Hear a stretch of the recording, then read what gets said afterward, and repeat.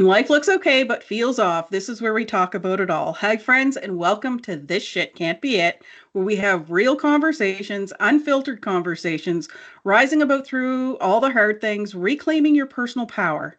So, whether you're here to be seen, to be heard, get inspired, find tools, or even just help yourself on your own healing journey, your own growth, your own evolution, you're in the right place.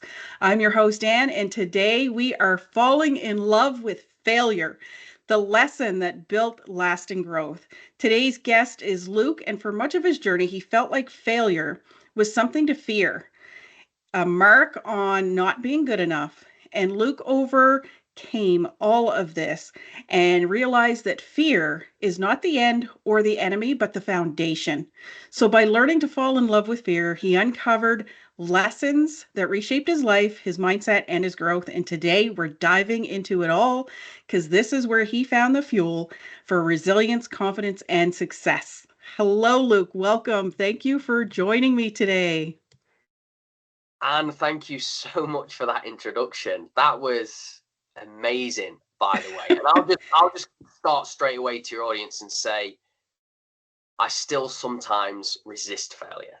But Oh, I just thought I'd put it out there because obviously I'm not the finished project, we're still evolving. But I'm just saying, yes, I am falling in love with failure as much as I can. and you know what? I love today's topic. And you and I were talking a little bit before we went live, and I firmly believe this is shit that should be taught in schools because as kids, we teach them what to do, what not to do, and we box them in so much, especially in traditional education. They get boxed in so much that they're taught early on to allow fear to overcome them if they're not in a family that teaches the opposite. And I don't know about you, but I grew up in a family where my parents worked. They didn't know any different. I didn't grow up around business minded people. So the mindset, and even diving into my own business, my dad, first thing come out of his mouth, be careful. You should go back to work. And I was like, there it is.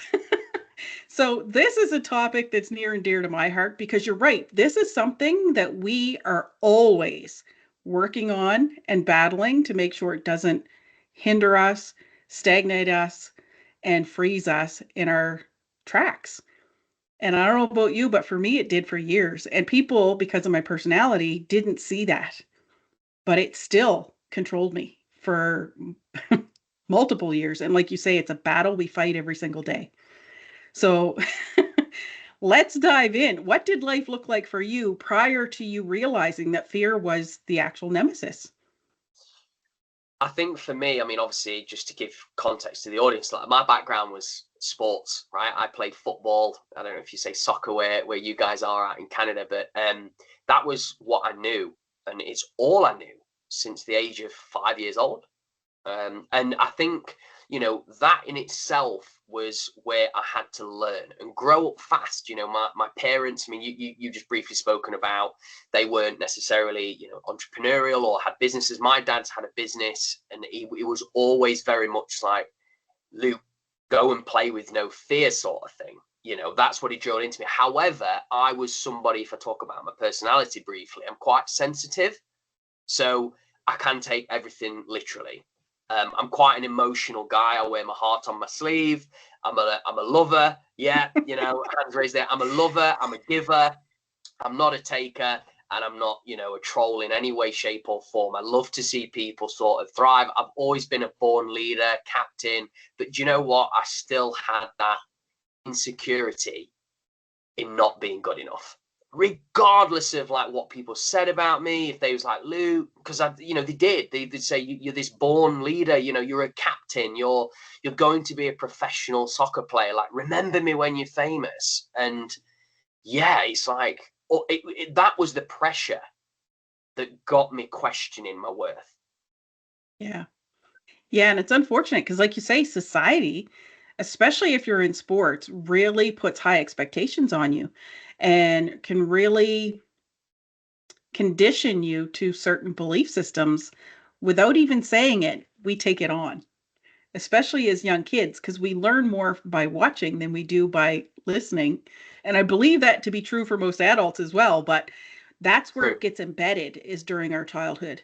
Like some of us, and I'm still guilty of it myself, still working through belief systems from childhood that I adapted. I didn't even know that I adapted. And the fear piece, the worthiness piece, that comes up a lot for a lot of people, but very seldom we have the discussion of embracing it to be our catalyst to catapult us forward. So for you, when did you have that wake up call? Like a lot of people I talk to, it wasn't one thing. Sometimes it is, but usually it's a journey. But what was that journey look like for you to have that wake up call of, I need to embrace fear in order to help me move and rise? Yeah, absolutely. I love that. There's so much to this, but just to keep it quite, potent and straight to the point. I got released from football when I was 19, and that reality of like you have now not got a contract, you are not being paid. To know that a lot of my friends or in my circle are all getting paid, they're going through the routes of up the ladder, of corporate ladder, or the building construction ladder, whatever it may be. I felt like my life was stripped away from me. I had no clue what I was doing. I was lost. My identity was like, oh, what do I do now? And I will always be very grateful for my family support, because if it wasn't for them being there and being so supportive in that moment, because like I said earlier, I wear my heart on my sleeve. I was very emotional. I was very sensitive, but at that moment in my life, when I say about the fear element, I actually bottled everything up, did the typical guy thing of holding in my emotions, but I hibernated. So I didn't get out there anymore, which if I flip, a few years back, I was going out there, trying new things, being this leader, all that kind of stuff.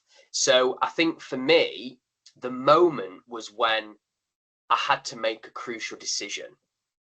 And that was either I continue to play football, and I did this, I'd already been trying this anyway. So in my mind, I'm like, do I continue, or do I make a decision to change my life around? And I can remember having a conversation with my dad, and he said, Luke, he goes, and this is what's really powerful about conversations and having different perspectives, is he said to me, he says, Luke, you're not an alcohol person. You don't go out drinking and go out all the time, because obviously I sacrificed that through my sport. You're not heavily into drugs, you're not into porn and sex and, all the things that are addictions and coping mechanisms. My place was the gym, right? So I would train like a footballer. So I would probably, overtrain looking upon hindsight. So he said to me, and he started traveling on cruise ships. My family, my mum and dad, they started getting a bit more money because we'd all sort of like flying the nest. And they started going on a bit more luxury holidays and stuff. And my dad said to me, he's like, Luke, these crew members are out on the beach playing volleyball, having cocktails, just smiles on their faces. They just look like they're having a lot of fun, and they're traveling and learning and different cultures and different environments. And he knew that I'd traveled. I'd traveled for football. I'd been in Spain. I'd been in Germany. I'd lived away from home since I was 16. And at this time in my life, I was 22 going on 23. So I got my qualification in 6 weeks in person, and I met the tutor on my course, and he'd been on cruise ships. So it was all like falling into place, this sort of irony of, okay, this is meant to happen. So basically, I made the commitment to go on cruise ships as a fitness trainer. And that was my reinvention phase of my life. That was a moment where fear, because I committed and I just did it, it like disappeared, because I was thinking, oh, I'm doing it now. Oh, and it's not just like a month and I can quit. It's 9 months. So I had to pack my suitcases. And funnily enough, I actually headed out to Vancouver, Canada. That was where I joined the cruise ship and started my journey there as a trainer on them. Wow, that's awesome. Isn't it funny though how, and I talk about this often when I do my social media posts, decision is one thing, but if it's not absolute, you're negotiating with yourself, with others. You're always seeking someone else's opinion. Like it's always a negotiation. So there's more than just a decision. It's a decision that you make absolute, and it's a non-negotiable. Just like you get up and go to your job every day, just like you have to get up and feed your kids every day. It's instant, it's automatic, it's non-negotiable. And it's when we make those decisions that life tends to shift and change, no matter what it is, no matter what it is. And even myself, like I love that you're into fitness and you've stayed into fitness, because I was highly active when I was younger. And I was like the Energizer Bunny. I weighed 97 pounds when I met my husband. Like Wow. I'm only 5 feet tall, so Oh, yeah, five yeah, one yeah. if I stretch first thing in the morning. But when I was 23, I lost my mom. And Oh, what had sorry. happened is with the family drama that happened after that, I became and adapted to becoming a workaholic. So you talk about the typical addictions, the societal addictions that we label alcohol, drugs, you know, the porn, the sex, like those are your typical addictions. But for you, it was the gym. For me, it was work. And that's when the weight slowly came on because I was ignoring my physical vessel, doing the things to help me ignore the mental and emotional impact of her passing. And that's when the weight slowly came on. So for years, I didn't, even though the weight was coming on, I still didn't recognize it to be an addiction or an issue or any of that stuff. Like I just ignored it. And I remember seeing somebody's post on, I think it was Facebook, and they were saying something about how do you stay motivated to go to the gym? I was like, I looked at it and I was like, okay, I'm not a gym person. I hate the smell of them, but I get it. And I was like, you know what? Absolute decision. When you make it a non-negotiable, put it in your calendar and make it so that nothing is interfering with it, you'll do it. It's done. But it has to Yeah, be done up here first. absolutely. Yeah, it's you can't be too much in the future or the past. I think it's just being present in the moment and making it's a commitment, right? That's what it is. I love that for you though. Well done on that. And obviously, I'm sorry to hear about your mum. And just on that note, by the way, where you said about work sort of covering up the grieving process, maybe, or trying to take your mind off things. I've not a similar situation, but when I was single and I didn't have a partner, I'll be honest, I was desperate to have a partner, and it just didn't work, right? Because you're forcing something. But what I did Yeah. is I covered it up with work, and I was working 90, 100 hours weeks as Yeah. a fitness trainer at a gym. That's in and outside of the gym. But one thing I will say about the falling in love with failure, because I think that's a sort of thing that probably people are not used to hearing. Like you say, fall in love with the process, fall in love with whatever. Fall in love with failure is because it's always present. Hmm. I find that it's always there. Like for me, just because I made that commitment, it's like, okay, that was a hard step. But then it's even harder to actually be there, see it in the moment and go, oh, this is actually happening. And then actually live it. Yes. And push through it. Like it's to be able to use the butterflies in the stomach as fuel versus have it be the fire that keeps you, at bay. Make it the fire that makes you move versus stagnant. And it's tough for a lot of people to be able to recognize that when they're literally living in immobilizing fear. So what would your advice be to someone who's really stuck in moving forward at that capacity? I think the first question is you've got to check in with your state. Yeah. Mm, So like check in with what's the mindset and what thoughts keep going through your mind. What are you saying to yourself every single day? Are you ripping yourself apart? What do you think of yourself? What's coming out when you look at yourself in the mirror? I think that's the first thing. Check in, look at your energy. Where's your energy on a scale of 1 to 10? Look at your life, do an audit of your life, look at your finances, life wheels, I'm sure you've come across it in what you do. Do have all my of it. own. Yeah, yeah, right. So I've done all this before, and it's so key. And I think what that does, and it's done for me and done for people I've worked with over the years, is it creates awareness because life runs away, time goes quick, and we just get lost in that chaos and noise. So you've got to know what you want. Now, if you don't know what you want, you'll find it because you will always find a way. If you look at something in your life that you've done in the past that maybe you put your hands up and go, oh, guilty pleasure, or oh, you'll find a way to have a takeaway once a week, right? You'll find a way to go to Starbucks and have your favorite latte every single day when you know it's bloody expensive. You'll find a way, right? So if you're stuck and you are so like fed up of where you are, you will find a way to know if you're the problem, you're the solution. It's as simple as that. So if Yeah. I would also, if I say a bit of advice, just ensure that you have a conversation with people that where you aspire to be. So if you're sort of like it's stuck in an employed role and you want to be self-employed, go and find a group of people that are already self-employed and just voice out where you are and where you want to be. That naturally magnetizes you towards a growth mindset, which then creates intrinsic motivation rather than extrinsic. I mean, I could go on, but that's the base of it.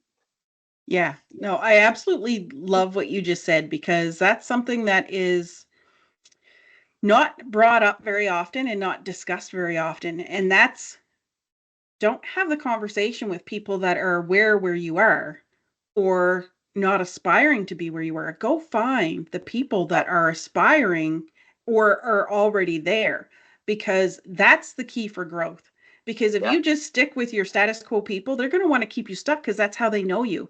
And yeah, they won't do it intentionally. They will not be aware that they're doing it. Most people don't anyway, but they'll try to keep you stuck and keep you where they know and can predict you, because that's where they're comfortable.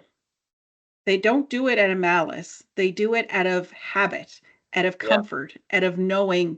And that's part of the unawareness of fear also in operation. And that was probably for me, that was one of the big things for me, is that I didn't find myself so stuck in the fear, but I found myself saying, I know there's fear here, but help me become aware of where it's showing up and how it's showing up, because I was so good at masking and creating illusions for myself of where this was showing up. And for that person, how would you say, like, I figured out how to navigate it, and like you say, it's a battle every single day, because I find my brain and my way of thinking, it's always circling and hides and comes in the back door somehow. But I always find it masking, and I don't feel always necessarily the fear, but it will block me in other ways. Like I'll catch myself doing, you know, stuff that's not productive, whether it Okay. be sitting and watching TV, or, you know, taking, like, literally taking my time and putting it into something that doesn't make any sense, and I can catch it, and I'll say, what the fuck, and then I'll go do what I need to do. But it's to get people that are unaware of that's happening. What would you say to them, where they know they're stuck in life, but they're unaware of how to figure out that awareness to be able to take the steps forward? I think the first thing is environment. You know, find an environment that you're not, or put yourself in an environment. I mean, this sounds really, really different, but I'll never forget somebody that mentored me, and he sort of said this. I mean, I didn't actually do it, but I did go into a different environment. He said, Luke, don't take your phone. I was like, what? And he said, go and watch either a sunrise or a sunset and just sit in stillness. Think about that, right? Like literally, do we ever do that? Very rarely. And if we do, we're just taking loads of photos of the sunrise and sunset, and we selfie and you go, look at how beautiful this is, yeah. But you can't sell a problem that you're unaware of. You can't find a solution to the problem that you're unaware of. I mean, this is coaching 101. But the reality is, the person has to go within. So that Yes. basically means slowing the fuck down, right? Because Yes. your mind is so fast, right? You could look at it Yeah. like digits and robots and AI. I mean, look at AI machines, how quick they are. It's We're trying to keep up with that speed, and we can't. We just No. can't. Physically, mentally, emotionally, spiritually, I'm the same. So what do we do in this then? We have to slow down, but put ourselves in a bit of stillness, bit of nature. That's why sunrise is good for that. I mean, sunrise can be elsewhere, but generally it's normally you'll go to a mountain or somewhere high up to see it, sort of thing. That could be the first step to actually breaking down that wall of like, yeah, I know it's easy for you to say. I don't know though. Just don't know. It's like, Yeah. but what are you actually doing? Like, Yes. that would I be love that. Yeah. No, I love that. And that's exactly what I had to do. Because like I said earlier, like, I can be the Energizer Bunny. And that's 100%. That's the only way I could tap into my awareness, was to slow down. But I had to okay. figure out how to slow down. And I often tell this story to people. It took me 2 years of fairly regular meditation before my mind quieted. Right. And I would have never lasted that long if I didn't hear Dr. Joe Dispenza say, there's no such thing as a bad meditation. If your mind is busy, so be it, but keep coming back to your breath. It took me 2 years with guided meditations to come back to my breath and my mind actually starting to quiet. And that's when the answers started to come. And I don't know, are you familiar with like Gene Keys and human design? I've heard of it. Yeah, I'm not Yeah. too familiar with it, but I've come across it. Yeah. Right. So I filled my forms out multiple years ago. I find human design a little bit harder to understand, but they're both intertwined. So you'll if you do both of them, you'll see relatability between the two. And it says right into my design that I need space and quiet. And Okay. that's a one thing I was denying myself for multiple years. And it's probably only been the last 5 years, maybe a little bit more, that I've actually clued in that that's the only way that Yeah. I can resolve my answers is to take quiet time. And now I'm to the point where I can feel it physically in my body when I need to check out. And luckily for me, you and I had this conversation before we went live. I live on a 3 acre property in the middle of buttfuck nowhere. So getting outside and having quiet with a property that's an oasis is no problem. I stargaze actually. My daughter and I will sit out on the deck. This time of year is Oh, perfect because it's getting darker earlier. We'll actually set out the zero gravity chairs with the moving blankets because it gets cold and damp here. And we'll sit out on the deck for hours and just oh, stargaze. oh, that's so good. And Northern lights come out. that's amazing. That's. I mean, you must feel so grateful to I be able am. to It's to be around that. yeah, to this day the northern lights keep me like speechless. Like it's one of natural phenomena that just take your breath away. It's just incredible. But yeah, I'm glad you brought that up because I know that's the one thing I was thinking, okay, the only thing that brought me back to that awareness was the quiet. Yeah, absolutely. I think it's something that's very underrated, but also because if we go back to like when you were saying society, everyone's got earphones in now. It used to be Bluetooth sort of headsets and all that stuff, but now it's like one AirPod in. Like everybody, even like me and you could be having a conversation now, and someone's listening to a podcast in one ear. We were trying to multitask, we're trying to absorb, take on lots of information, but we're never present. We're noisy. Our head's chaos, it's noise. Everything is just like people. I've even had conversations with mates and go randomly, like we want a bit of a deep conversation. Go, oh, when was the last time you just sat still in silence? Oh, mate, never. I've got our music playing all the time. God, silence is boring. Can't do silence. And it's like, but why?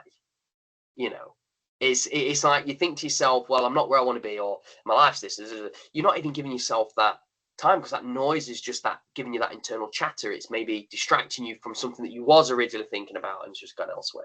But I'm saying all this from personal experience. Like I had a psychology coach, and the big thing that he said to me, and this was when I was like in a massive transition with my business, is he said, well, I was like in this transition of business, setting up another one. He was like, look, Luke, you've got to slow down. Like you're just too much. And I was like, hold on a minute, you say I'm too much. Like I didn't really take that too much on the chin because I like me being me. But the slowing down part was a game changer. Yeah. Yeah, sometimes I've heard people say you got to slow down to speed up. And I Yeah, yeah, never knew what that meant until it actually happened. yeah, and yeah, and I notice if I get too busy in the doing, I'll recognize it. And I'm like, nope, go take a breather, like tap out. And that's powerful because when you tap out, that's when the mind gets creative. That's when your creative juices really start to flow. And when those juices flow and then you start implementing, that builds confidence and that builds more action, which helps battle that fear. And, I often hear people say, well, I don't have the confidence. You're never going to get it unless you take steps or actions to build it. It doesn't work the other way around. It just doesn't come to be. It's yeah, something you've got to create. And the only way you can create it is through action. And that is something that I think a lot of people are missing on. Like they're like, I don't have the confidence. I can't do this. Well, if yeah, you don't do nothing, you're never going to be able to do it. And that's the fear that stagnates us. The confidence is an excuse because the fear yeah, is taking control. And that's key because you said it best when you're building multiple businesses and you're go go go go go, at some point you have to just slow down and tap out in order to recharge. Like our bodies aren't meant to function at that capacity. And that's huge. So, learning all of this, how did you step into your business, like your first business? How did that all come to light for you so that you could actually take it, catapult it, and get the success that you wanted? Yeah, great question. Just before I go on to that, because this was like coming to my mind as you was talking, by the way, I loved the way you sort of like articulated all of that. I just want to say to like the audience listening to this is like failure creates confidence. Yeah. Yes, So love it. so when people like avoid failure, avoid fear, all that kind of stuff, that's the only thing that's going to create the confidence. Like you'll never have true confidence without failing, or at least accepting it. So yeah, I thought I'd just put that out there before we got on to the next bit, because I think we just the failure. If you think about it, if you say the word failure loud, does it bring on like a negative connotation or a positive? Most people are probably negative. Oh no, ooh, you know, when actually it's positive. Yeah. You know, That's when we learn. We never learn when everything's easy and cozy. no, no, it's great. I mean, look, I mean, in terms of the business where it catapulted, I learned how to be a personable person again. So after football, I lost a lot of my confidence. I got so much rejection, which rejection, that's where you lose confidence. You know, you gain insecurities. That's where you feel like I'm not good enough because people are basically saying I'm not good enough. They're ignoring messages. They're telling me no all the time. And I'd not been used to that. You know, majority of my life coming up as a kid at school, I was popular, I was likable, you know, everybody sort of like rooted for me. So when I went out into this new world of cruise ships, I had to learn marketing. I had to learn how to sell myself. Which when you're your own business owner or you know you run your own business, like yeah, you can bring in marketing coaches. I get all of that, but they don't know you. They don't know you. They don't know how you tick. They don't know your they don't. They've just met you at where you are, and they go, right, do you want to scale your business? So they don't know you. So I had to find myself first, and then try, which was really good because the trial and error is actually what built up my skills. Um, and then yeah, I basically got better and better at sales. I becoming like I mean, in the cruise ship world, they used to do a revenue report each week. So you had to sort of like fill out all your numbers, you got all your commissions, all that kind of stuff, and you'd be on like a leaderboard, you know. So I'm very competitive, and you know, I was sitting on this leaderboard for your fleet. So whether it's Holland America, Royal Caribbean, you know, you'd see people in your fleet on the cruise ship. You wouldn't see everybody unless you got in the top 10. So obviously, an aspiration is when you're, I want to be in the top 10, you know, and actually become like the top one at one stage or like 1 week and stuff. And like, oh my God, I made it. But what that gave me the confidence is that I built a skill set. And when you've built that skill set off your own back with trainings, you know, with learnings and not just solely on my own, then you know that you know you can do it, and that belief system comes in, and you know then you start falling in love more with failure because you know that you get a mix. It's not all, you're not always going to win. You know, you're not always going to close a sale. You're not always going to work with a client. So I then transitioned this energy that I built up, this new reinvention of Luke, after 3 years to bring it onto, like I say, land, but back to reality, guess, and set up in a gym that was brand new, and they had like 500 members. And in 0 to 9 months, I went from like earning nothing to 6 figures. Nice. So it was like, but it was really, I just want to express because people are like, whoa, how do you do that? Well, it's years of work prior to that. But at the same time, I worked too much. You know, I was a workaholic. That was a stage in my life when, yeah, I mean, you can earn 6 figures, less is more sort of thing. But what I'm saying is at that moment in time, I just loved it. I was like, I'm going to own this gym. You know, I'm going to take over the world. I'm going to help as many people as possible. Right. And then I built a team. Obviously, I couldn't do all the work, so I delegated. I got a team of 6 coaches, got admins, got PAs, got VAs, got marketing coaches, website designers. But that was a mistake I made, taking too many people on, which then zapped all the funds that I built up and the profit that I had. And that was through a business mentorship that I was on as well. Like they said, get this, expand that. So success, really, yes. I mean, on the outside, I was flying. Then COVID hit, right? COVID hit early 2020. Obviously, I was in person only at this point because obviously when I was on ships, I was in person. So I didn't really know what this online world was, which, you know, a lot of us didn't, right? We didn't, I mean, we're No, on that's Teams, right. right? Didn't even know what Teams were. Like, what is this thing? What is Zoom? You know? So business, yeah, shut overnight. And I think then again, that was an adversity stage where I had to create success in a different avenue, and that changed a lot of things for me. It was a blessing though, because it slowed me down. That was the big change. That's beautiful. And you brought up something that's key. You built a skill set, and that's something nobody can take away from you unless you Yes. let them. Like when you learn these things, it's indestructible. You have that for life. Nobody can take it from you. And you can apply it to whatever, wherever you want. And that's the piece that so many people miss. And I think we don't talk about enough is that especially those of us that are in our 40s and 50s and beyond, you have life experiences that taught you skills. And if you haven't been paying attention, you don't know they're tangible. I've been guilty of this. I worked like 30 plus years in the industrial field, working in high, fast paced, busy, high task environments, like highly stressful environments. And the skills that you build and the things that you learn, nobody can take from you ever. So learning a new skill set, learning and adapting, and like you say, taking those failures and turning them into a lesson, understanding that without the failure, you're almost stagnating. You're either growing or you're falling behind, because as humans, we rarely stagnate. So without the failure, it's hard to keep going forward. You almost need the failure to keep going, to learn a new skill set to help you overcome, to help you overcome, to help you overcome, to keep hitting the next level. I mean, let's face it, you look at very wealthy people, and they're not all happy, by the way, let's make that clear. But Not if that you way. look at really healthy, like really wealthy people, um, they didn't get there overnight. And when they were starting off, like you look at Grant Cardone, for example, I don't know if you're familiar with him or not. Yeah. Yep. So he came from nothing. And when he started, he probably did not picture himself being a multi-billionaire with his own jets and helicopters and having multiple companies and doing what he's doing now. Did he see himself as a millionaire? Probably. You got to have stepping stones.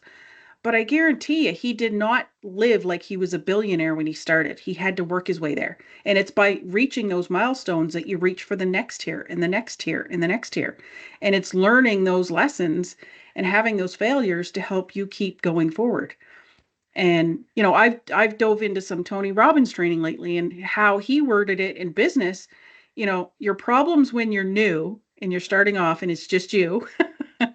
Then when you hire people, your problems change. They're Yes. now dealing with the problems that you once did. You're dealing with a whole new set of problems, because now you're dealing with these people's problems as well as your own, and newer, bigger problems because you didn't have them at this level. So it's all part, you have to go through loops and bounds. You got to jump the tires in order to figure out what's next level. And you're going to run into those failures. You're going to run into the roadblocks, the challenges, whatever you want to call them. But that's what teaches us to go next level. Oh, And this is great. I'm just like, I just love this, what you're sharing, to be honest, because yeah, keep going. Sorry. no, I was done. I was waiting for you to jump Oh, back in. oh right. No, I think, look, I mean, there's two extraction pieces that I've just sort of like condensed from what you shared there. Number one, nobody queues up for a flat roller coaster ride.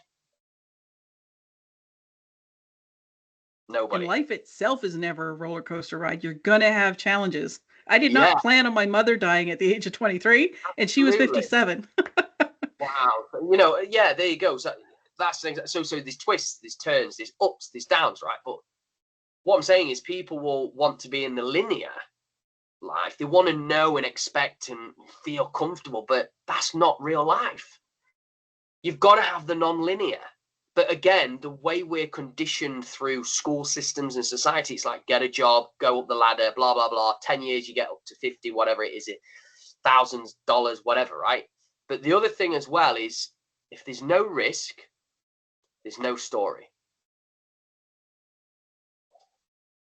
I'm here today, having a conversation with you. I'm sharing a story. If I wouldn't have taken any risks, what would I be able to say? Like a lot of people are like that. You go, so what you've been on with this week? What anything exciting, anything that's challenged you, any failures you'd like to share with us? Same old. I can relate to that. I worked for Yeah. 30 plus years Yeah. in a job which I did not love, and I was that person. And Right. I love what you said. Without the risk, there's when you take the risk, you have a greater reward Oh yes. versus just like you say, staying linear in the job. Like you say, if you had asked me what's new this week when I was working, I would have said fucking nothing. And I recognize that, right? Like Yeah, you that's what robot. drove me crazy. I recognize that life is passing me by, nothing's changing. There's got to be more to life than this. That's how this podcast came to be. This shit can't be it. Because I used to say that to myself all the time. It's like, there's That's got to be great. more to life than just Yeah. this exhausting hamster wheel of going to work and coming home, going to work and coming home. I enjoyed my jobs. I didn't love my jobs. I helped people. It was high paced, high stress, high demand. And when I was younger, I thrived off that. Obviously, I became a workaholic and jumped into it to avoid, the fear based around, all the drama that comes with a major parent passing away. But that avoidance and fear go hand in hand. Avoidance is a byproduct of fear. It's Yeah. it's one of the masks of fear. And being able to like constantly say in my life, like this shit can't be it. Nothing changed because I wasn't asking the latter part of the question. Show me how. And I would just sit there and say, this shit can't be it. This shit can't be it. There's got to be more to life. There's got to be more to life. But it wasn't until I actually started asking the universe to show me how that the doors started to open and reflect. And I didn't even see it at that time when it was happening, but I can reflect back now and say, holy shit. Yeah. Good for Because you. Yeah, because what we focus on is what we create. And if we're focused on the fear all the time and the negativity of that fear, then we're going to go backwards. You can't go forward in that focus. You have to focus on, okay, what is this fear? What is this blockage and this challenge going to teach me so that I can move forward? Like the forward thinking, the forward growth all starts with the focus and the attention. And if we're going to sit in the negative, then that's all we're going to get. If we're going to turn it into a positive, then things can change. Yeah. Yeah. I love that. I love that. I sort of like I used to say that when you dwell on the negatives, it's like being in a swamp, you know? But if you're like, say, for example, you're trying to extract a positive from a negative, let's say, because obviously there is negatives, you're always going to dip in and out.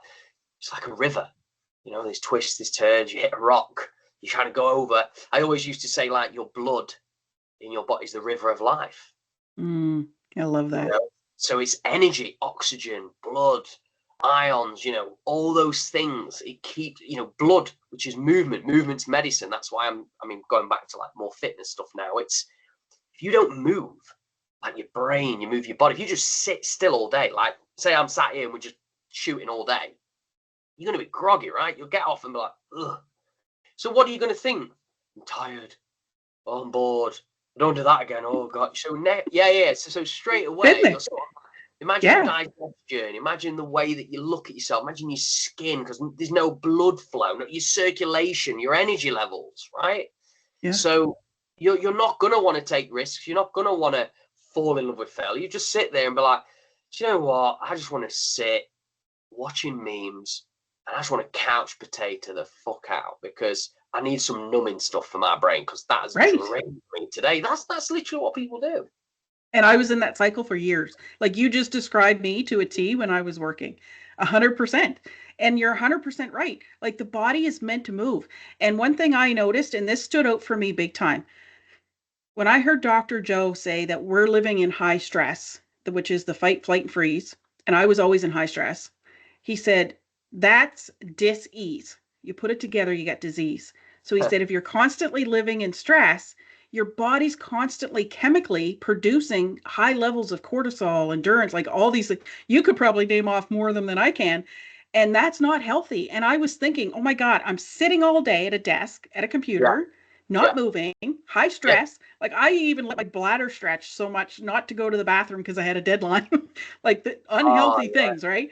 And then you, like you say, you come home, and then when you talk about coming home, you're right, you just want to numb. So you sit and watch TV all night, or sit out on the deck and do nothing all night. Either way, you're doing nothing all night, and Yeah. you're either keeping your mind busy and your focus busy, either on TV, your cell phone, like shit that don't matter, shit that's not moving your life forward. And you've got this process, and the body was meant to move. And as he was talking about how stress creates all this stuff, I'm sitting there thinking, I'm like, holy shit, I've been passing off all the aches, the pains, all the shit that I was dealing with physically as aging, as normal. And that's when I realized this is not normal.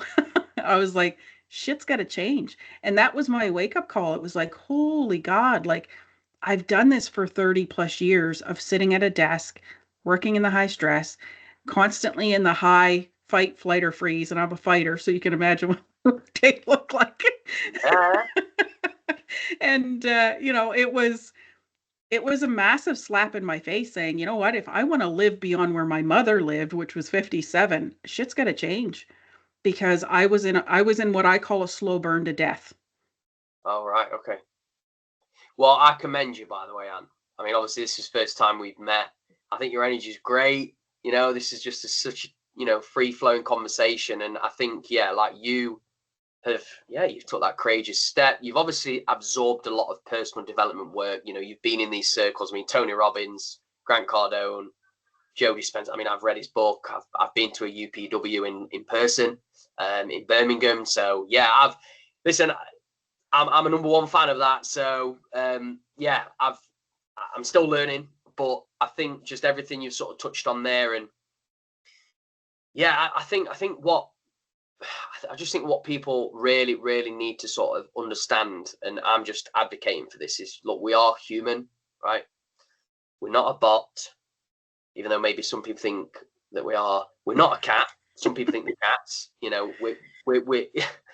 We are a human being, right? So just let that be a little bit. The Let Them Theory by Mel Robbins. Get on that book. That's a brilliant book, right? So, I mean, I could give you another book, 10X rather than 2X by Dan Sullivan. Dan Sullivan's a great guy, Dr. Benjamin Hardy, 2 books there that could change your life. But what I'm basically saying is just let it be, but also know that this is this is not a dress rehearsal. Like, this is our one shot at life. And there's only one guarantee, and that is we are going to die one day. That's the only guarantee that is rock solid, 100%, not 99.9, it's 100%. So wherever you are in the world listening to this, I live by this, try to live by this. I'm not perfect. Do my best to enjoy life, fall in love with failure, do what I can for the success of myself and the family and my loved ones around me, and see where life takes us. But have aspirations, have goals, have big dreams. I think that's another thing as well. Have a big freaking dream. Yes, I love that. And like you say, time is one thing it's one resource we can't get back.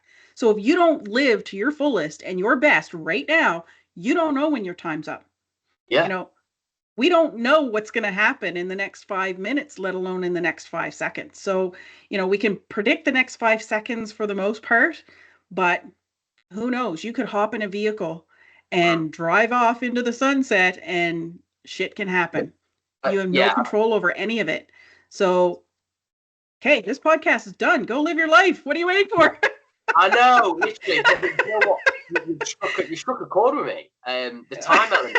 I was on a call before this episode, and I was 2 minutes early. She said, "Are you someone who's quite time, focused?" I'm like, 100%. I like, obviously I can be late, right? We all can be late. These things that happen. But do you know what? I've never ever could say. I mean, one thing I'll say to my dad is, obviously, thank you for being a great dad, like my mom and stuff like that. But just being on time, be there, be present, be early. I just think if you can do that, you're focused, and if you focus, you watch them opportunities come your way, because these things, right? Holding up a phone, they're killing people's brains. You don't even know what time it is, what day it is. No. And our young people are addicted to them, and they don't see it as addiction. They don't think it's crazy. Yeah. And yet the world can't function without them. So it's like, where do you find the balance? It's And tough. like you said earlier, you got to put it down, not touch it, walk away from it, and get outside, get in nature, have the quiet time, let your brain settle naturally and Yeah. focus on the breath. Focus on, like, literally, because I live in the country, I will sit down at the gazebo and just listen to the leaves rustle in the breeze, watch them dance as I'm sitting there, and just focus on what's going on around me. Like, I've got a huge dog. She's still in puppy mode, so she'll play with herself with her own toys. She'll throw them up in the air and go catch them and play with them. And I'll just sit there and watch her, like, Yeah. for That's minutes on end. Like, it's just, and that's then, mesmerizing. yeah. That's And so good. the moose come in. We sit on the deck and Ooh, talk to the moose. that's mad. Yeah, Yeah, I think it's crazy. yeah, but that's so good though. Like you say, you're present, you're aware, you're in that environment. I mean, I just think, I mean, just talking about the slowing down and just you listening to the leaves, like that's weirdly is what drawn me to ultra marathon running. So I had done all the quick, the sharp, the pumping iron, which I still do, but like when I started running, I ran to music, right? You know, I got my best playlist on, but then eventually you're like, oh, I can't be bothered to find any more music. And then I was like, oh, I'm always putting them in my ears and stuff. And you know, you're on roads and paths, and then you got, and I thought, so, oh, I can't hear stuff. What happens? You know, anybody could just grab us, or car could come out of nowhere, tractor, whatever. And I found it very therapeutic to run for, like, you know, we're talking 25 kilometers, 50 kilometers. That's hours. That's 6 hours sometimes that you're out in nature, just running by sheep, cows, you know, you name it. Especially in like the Peak District over in the UK, over it's beautiful. I've been grateful to be able to put one foot in front of the other and experience stuff like this and go 2,000 meter elevation. And I've traveled doing them as well, but it's peace, right? It's like everyone wants their peace. And Yeah. the slowing down, I think that is honestly, for me to slow down and collect my thoughts and do stuff like that is it's probably the best thing I've ever done, really. Yeah, me too. That was a game changer for me. Learning to calm the nervous system. And that's the another key piece. People don't realize you have to calm your nervous system, especially if you're working for somebody else all day long. You're working set hours. You don't get huge amount of breaks. You don't get a lot of time. You're boxed in living by their rules and expectations. So it's important to deregulate the nervous system when that's done. And that's what I love about living in the country, because even when I was working, that drive home was a half hour, 45 minutes, an hour long. You de-stress. And when we lived in the city, it was 10 minutes away. We never had time to de-stress. And you're living in the city, for us anyway, the city is soothing for some people, but for us, because we grew up in the country, that noise was always there. So it kept that high anxiety to some degree at a higher state. And for me, when we lived in the city, the only way I could get rid of that was to go inside and have a bath, like just sit in a bathtub or go downstairs in the rec room and meditate or do something. But I had to do it inside because outside you had the roar of the city. And moving to the country and living in the country, that drive home gives you time to regulate your nervous system. Because, like you say, if you turn the radio off and you're present and you're listening to the hum of the vehicle, like the roar of the motor, and just pay attention to traffic and what's going on around you. Like, my husband is a hunter and he notices every little animal on the side of the road. Like, he'll see shit that the rest of us don't even see. But he's always present when he's driving. He loves driving and he loves being in the woods. And that man has a connection to nature I've never seen anything like it. But he really knows how to get present when he's driving home or when he's in nature. And that deregulation, that in itself is a healthy habit, like a healthy resource that people don't, if you don't tap into it, you don't know it's available, and it's available like that. Like, you talked a couple of times, you brought up state, and Tony Robbins, as you know, talks about state a lot. And I never really understood what he meant by state until I actually attended one of his events. And it's our energy. It's where Yeah, is our energy? Because when your energy's high, your focus changes. yeah, When if you're down, if you're exhausted and tired, like you described being at work all the time, and then you need the numbing of the TV and the phone and everything to numb out because you've had a stressful long day, then that's not deregulating your nervous system. That's keeping your nervous system in that cycle. because you're focusing on the bullshit of the social media, you're focusing on the bullshit of the TV. Like I cut out the news during COVID. Like I don't entertain it anymore. So being able to identify those negative feeders in your environment and either cutting them off, cutting them out, removing them completely, right down to people. I have removed people in my feed, in my personal life. And I've said to other people, sometimes you have to cut out family to get yourself to a Yeah, place before you can let them back in. And sometimes you may never get to a place where you can let them back in. But if they're so toxic and they're unhealthy and they're unable to pull themselves out, you can't do that for them. You can't make that happen. And as long as you have expectations, that's a failure and a lesson that you're not learning, and that cycle keeps happening because you're always in the expectation that they're going to be more, do more when they can't. My husband's mother was an alcoholic. She was not going to stop drinking until she wanted to. We couldn't make her. no, no. But I think just what you said there though is quite profound, and I think obviously a lot of people when they like listen through to this episode may have had similar experiences. But just to sort of what really was grasping me was, and it's actually a quote. I think it is from Tony Robbins. Wherever your attention goes, your energy flows. Something like that. Might not word it Yep. exactly, but it's something Yep. around that. So I think that's a good sort of check-in moment for, and I do this as well, like check-in moment for the audience is ask yourself, like, where's my attention right now? Mm-hmm. Yep. I mean, I bet people will be listening to this while scrolling the phone.